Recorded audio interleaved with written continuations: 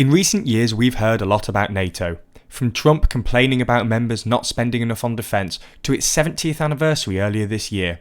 In fact, NATO are currently meeting in the UK for their annual summit.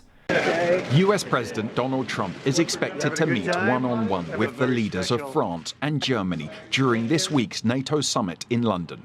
Trump has a rocky relationship with the alliance, which is made up of 29 member states, once calling it obsolete. But let's take a step back and ask, what is NATO? What does NATO do? Why is NATO important?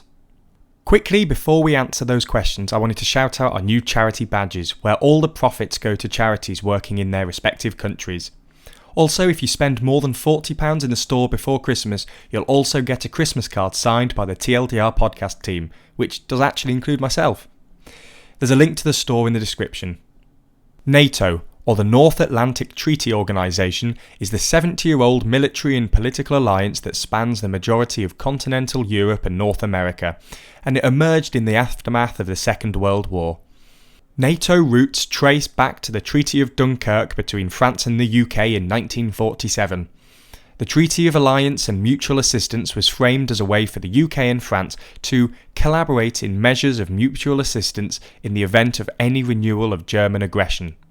However, Mark Trantenberg suggests that Germany was being used as a pretext for Anglo-French security pact against the Soviet Union. This nascent European alliance was expanded in 1948 to include Belgium, the Netherlands and Luxembourg. In 1949, the North Atlantic Treaty was signed. In addition to the signatories of the Brussels Treaty, the US, Canada, Portugal, Italy, Norway, Denmark and Iceland joined the alliance. The first NATO Secretary-General, Lord Ismay, summed the alliance's objectives up as to keep the Russians out, Americans in and Germans down. The alliance's principal decision-making body is the North Atlantic Council. It's chaired by the Secretary-General, currently Jens Stoltenberg. As head of the North Atlantic Council, they propose points for discussion at NATO meetings, facilitates discussions and decision-makings, and acts as a mediator when conflict arises between NATO members. Under the North Atlantic Council, there are separate military and civilian structures. The military structure is responsible for all areas of military strategy, military policy, capability assessments and intelligence assessments. The civilian structure includes the permanent representatives and national delegations, a public diplomacy division and a political affairs and security division. NATO, like the EU, has had many enlargements since its inception. Article 10 of the North Atlantic Treaty forms the basis of new states to join the alliance. Firstly, a new member must be approved by all existing members. Secondly, only European states may join. As well as this, each existing member may put forward additional criteria that must be met. The first expansion brought Turkey and Greece into the alliance in 1952. The second, in 1955, added West Germany to NATO. Germany was followed by Spain in 1982, East Germany in 1990 with German unification, and the Czech Republic, Hungary and Poland in 1992. The largest and fifth enlargement in 2004 included Bulgaria, Estonia, Lithuania, Latvia, Romania, Slovakia and Slovenia. Albania and Croatia joined 5 years later in 2009, followed by Montenegro in 2017. The North Atlantic Treaty contains several articles that underpin peace and stability in Europe. The primary article is Article 5. Article 5 establishes the principles of collective defence. An attack on one is an attack on all. This is the defining principle of NATO that members commit to it when joining the alliance. Article 5 has only been invoked once. In the aftermath of 9/11 terror attacks, Article 5 was invoked by the US. By doing so, NATO allies demonstrated the uttermost solidarity and strongly condemned the attacks. By invoking Article 5, NATO aircraft and equipment were engaged for the first time to support an Article 5 operation during Operations Eagle Assist and Active Endeavour.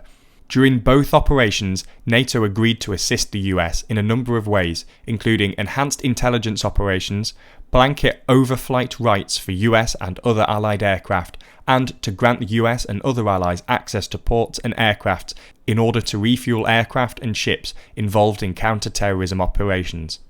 A key responsibility of NATO members is maintaining defence spending. NATO defence ministers agreed in 2006 to commit to 2% of GDP on defence. This serves primarily as an indicator of a member's willingness to contribute to the alliance's mutual defence. The 2014 Wales summit went further. Members agreed that within a decade, 20% of their defence spending will go to equipment of only the US, Greece, Estonia, the UK, Romania, Poland and Latvia spend more than 2% of GDP on defence. The US has grown increasingly frustrated with most members' reluctance to meet the 2% of GDP agreement on defence spending. This peaked in 2018 with the US president reportedly threatening members with a US withdrawal from NATO. Trump no longer publicly says that NATO is obsolete and wants to leave it, but continues to slam member countries for not meeting NATO's 2% GDP defense spending target. French President Emmanuel Macron suggested that Trump sees NATO as a commercial project and not as a military alliance. In exchange for guaranteeing European defence, the EU should buy American. This is only exacerbated by ongoing trade tensions between the EU and US disputes over what role Huawei has in future 5G networks. Remember how we mentioned Article 5? This applies to nuclear weapons too. They could be used in a response to a non-nuclear ally being attacked. This is a nuclear umbrella provided by the UK, US and France and covers all non-nuclear NATO states. This is extremely important for Europe's collective defence.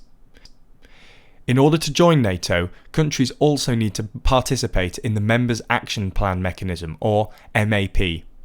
This requires countries to give yearly updates on 5 key areas: willingness to settle international, ethnic or external territorial disputes by peaceful means, commitment to the rule of law and human rights, and democratic control of armed forces, ability to contribute to the organisation's defence and missions, devotion of sufficient resources to armed forces to be able to meet the commitment of membership, security of sensitive information, and compatibility of domestic legislation with NATO cooperation.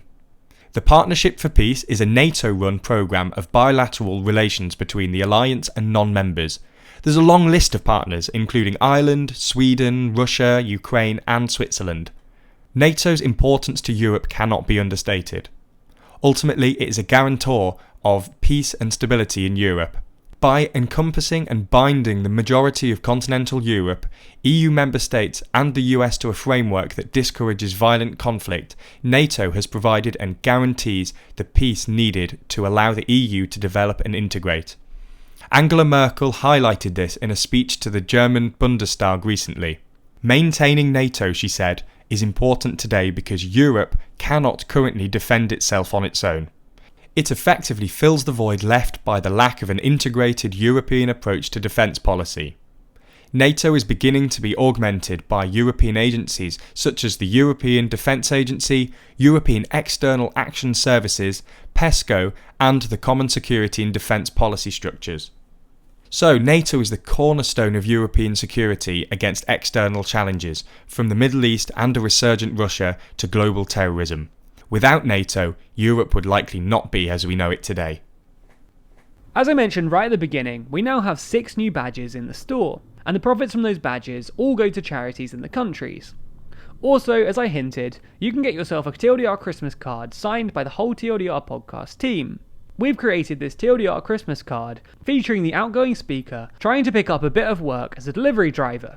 We won't be selling these, as selling Christmas cards feels a bit weird, but we've signed 200 of them, and we're ready to send them out.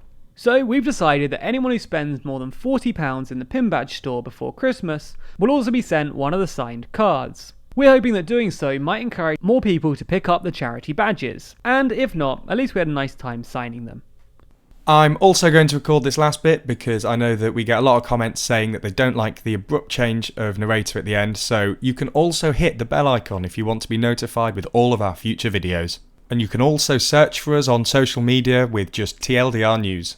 And lastly, if you want your name to be featured at the end of this video, like these people, you can back us on Patreon. Jack has way too many things he says at the end of the videos.